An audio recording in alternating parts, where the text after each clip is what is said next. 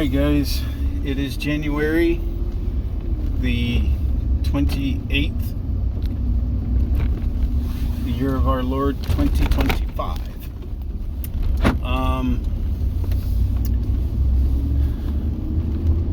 I watched a little bit of news today. Things are starting to happen.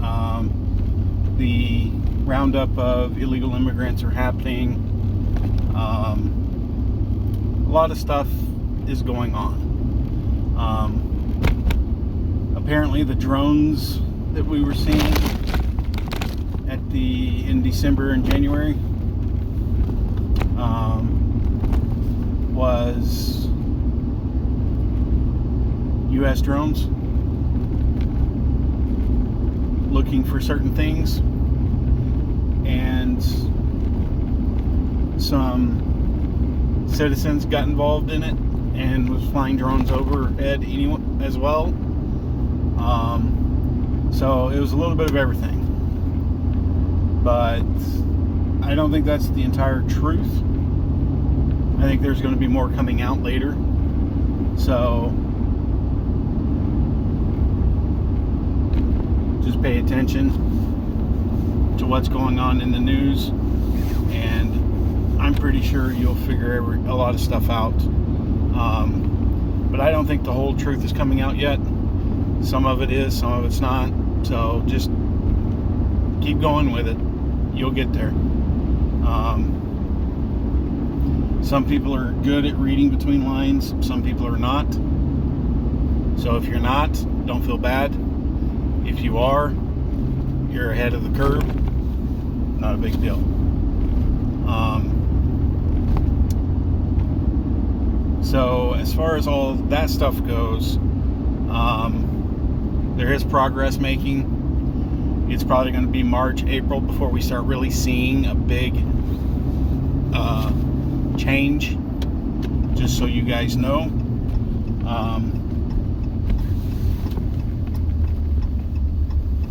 I've been having this feeling that we should be preparing probably for a month and a half, 2 months now. I think sometime in February, the beginning of February, we're going to need to prepare for some things to happen. What do I mean? This could be the blackout that God's been talking about. This could be the, power grid downage. It could be numerous things. But I do know there's going to be a time where everybody's going to have to stay indoors for a while. And I think it's happening sooner than later. So make sure y'all are prepared for that, please.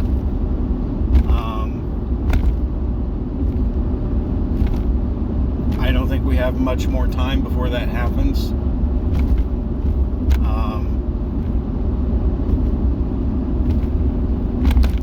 Because it's not when it happens, or if it happens, it's when. You need to be prepared.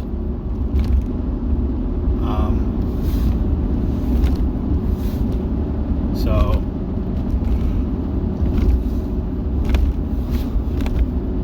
with that being said, I watched a show today, and guy was on a jury pool. Now, the same guy that was on the jury pool turned his career ended up being a very high official in the FBI. So 25 years ago, there was a case. Everyone voted for the guy to be guilty except him. And he started tearing into the evidence, saying something's not adding up, until someone talked to him and told him that with the evidence we have at hand,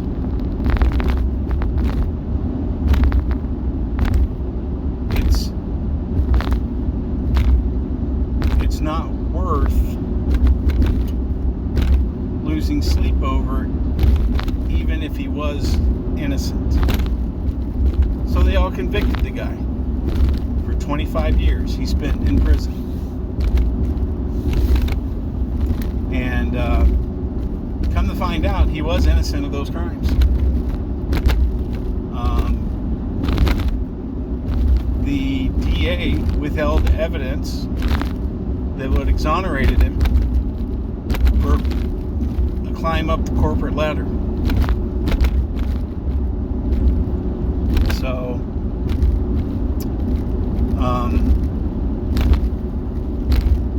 that reminded me of the story in the Bible about the people that were going to stone a lady for infidelity. If I remember the story correctly. And Jesus said, "For who has never sinned, cast the first stone." And everybody threw the stones down and walked away. The reason I'm correlating the two together is this.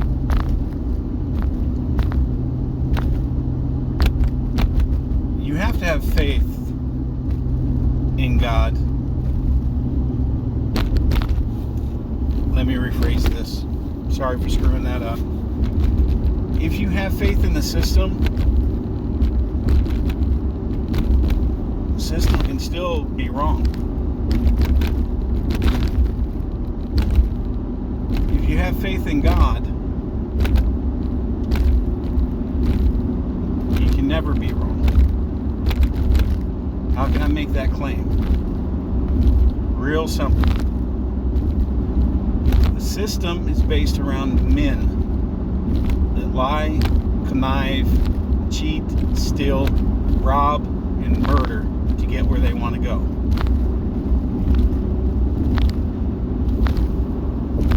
They don't care who they hurt in the process, as long as they get where they want to go. God, on the other hand, is above all that. If you've been wronged, God will correct it. It may take some time, but it will be corrected. Now, if I spent 25 years in prison for a crime I didn't commit, I don't know if I could be forgiving. That would be a lot of resentment. That'd be a lot of pain and torment I had to go through because someone lied. And I would be very upset about that. Now, as far as forgiving everybody, I'm not sure about that. Because I'm a selfish person, to a degree. They took 25 years of my life. I would want all of them prosecuted and to spend time in jail like I had to. But that's me casting stones.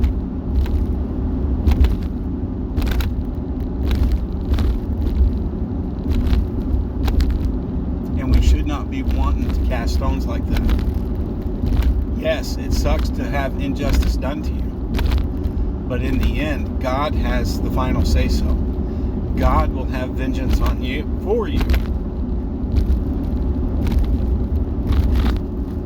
Never seek vengeance or revenge on your enemies. God will do that for you. God will take care of everybody that's wronged you. It may take a little while, but He will do it. So, it was something that's rattled around in my head today. That would be one step of faith to forgive somebody that put me in prison for 25 years for something I didn't do, and they know I didn't do it.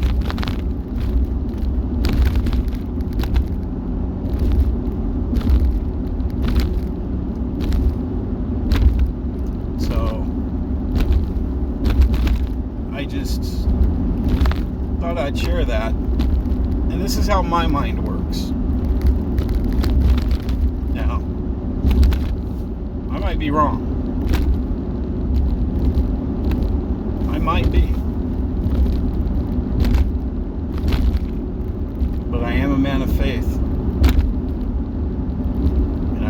God, and I believe in His Word.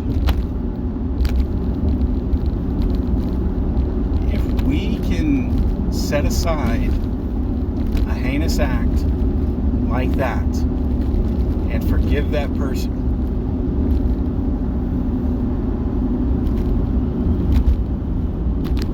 that's, in my opinion, is a stronger thing to do than doing everything you can to get that person put in prison for the same thing that you went to prison for. Meaning, I set them up to go to prison for a crime they didn't commit. Because then I'm just as guilty as they are. So, it may not look like it at the time, but there's a reason why you went to prison for the 25 years.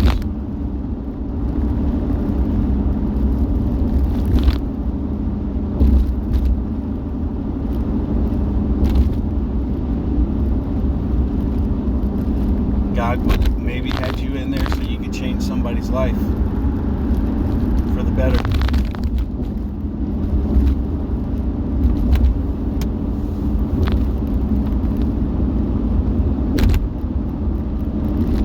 You never know why you were there, why you had to go for something, that's out of your control.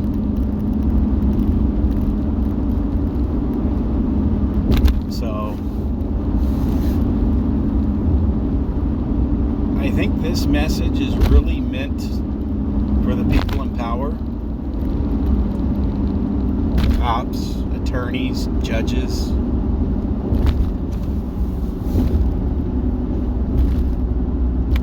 There's gonna be judgment even on those guys. And they think they're not going to be judged for what they do. So, try to forgive them the best you can. Don't forget, but forgive. And let God get the revenge for you. His revenge is so much sweeter than anything we can do. And it'll be more satisfying knowing you had nothing to do with it. So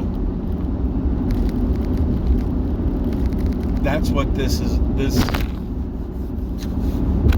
has been about. Don't seek revenge for yourself. Don't seek it for your loved ones. Let God deal with it. Because it will be dealt with, but it may not be dealt immediately. Some people, they get immediate justice. God will grant that to them immediately because of how wrong they were done. And then some people have to wait. But keep your faith that God will take care of it.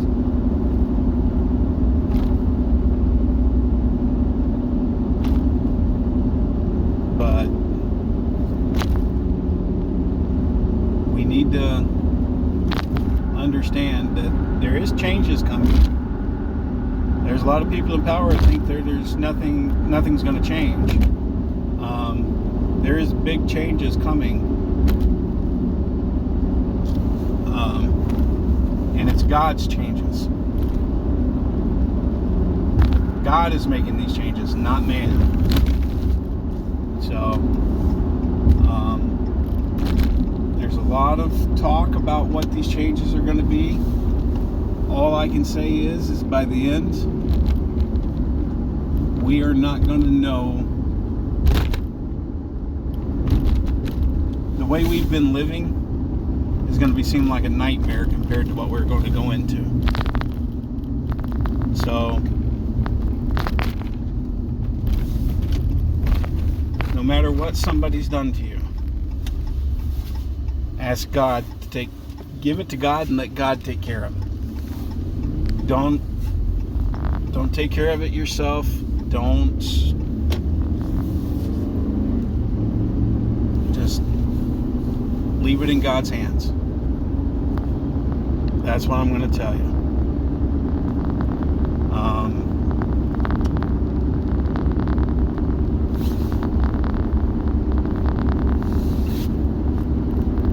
Small little thing about faith. A lot of people have asked, when you're severely hurt, how can you get up and just go? Most people, they can't do it. And I've been in some situations where I shouldn't have been able to walk away from. So I think I can address this a little bit better than some. I can tell you it was my faith in myself to be able to get up and do what I needed to do. When that van backed into me and I put a thigh impression in the back of the van, in the bumper, that's how hard I got hit. And I was like, okay, I'm walking away from this. And I stood up and I walked away from this. So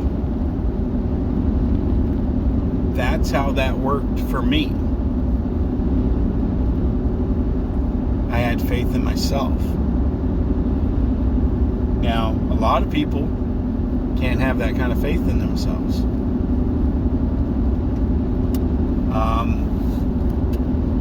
An actor, Orlando Bloom, I think is his name, the guy that played in with Johnny Depp in Pirates of the Caribbean, went snowboarding, I think, and broke his back in 3 places. He walked into the hospital and they wanted to wheel him out. He said, no, thank you. I walked in, I'm walking out.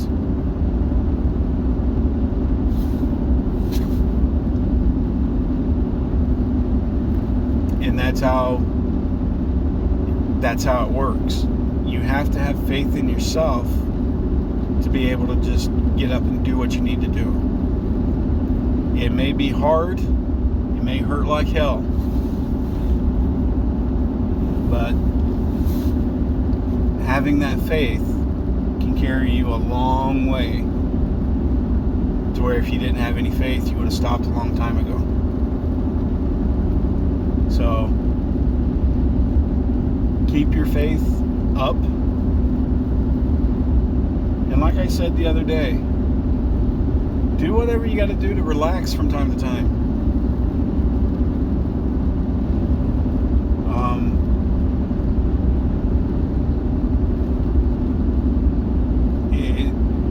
Whatever you need to do for yourself. It's not supposed to be 24/7 God. You need time for yourself too. And what I mean by time for yourself is not house cleaning and your job and all that stuff. No. You need time for yourself to be able to do what you need to do. Meaning, find whatever it is that makes you happy.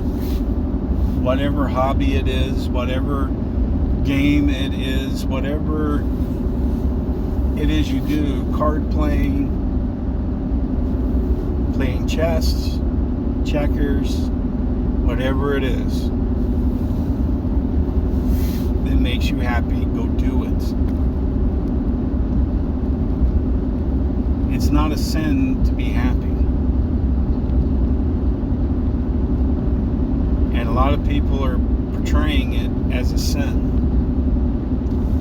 Now, there's certain things I would not mess with, personally.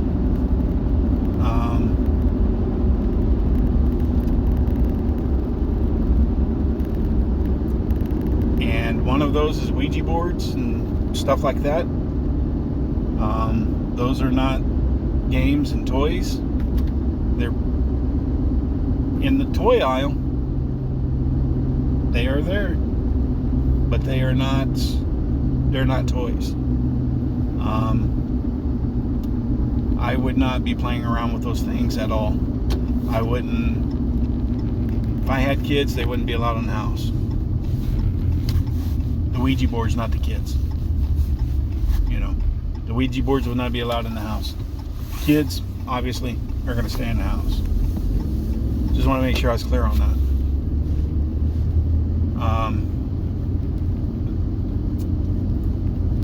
But you need to find something that makes you happy. If writing a book makes you happy, write the book.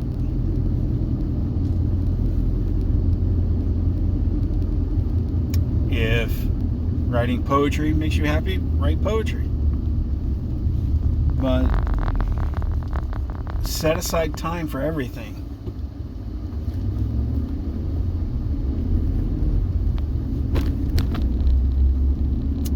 I was told by an old man when I was 16.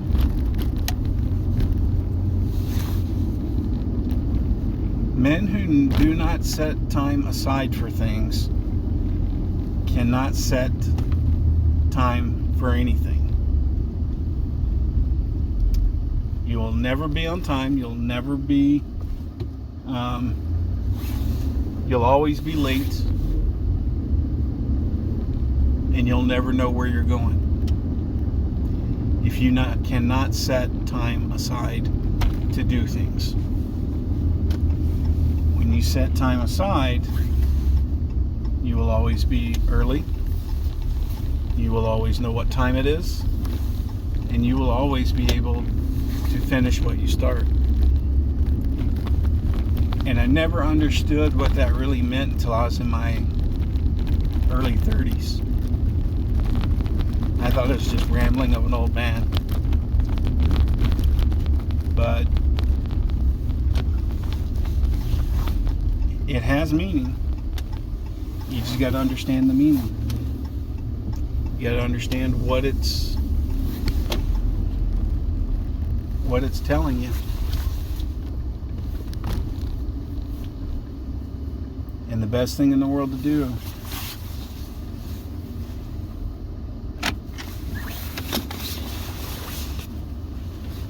is set aside time for yourself.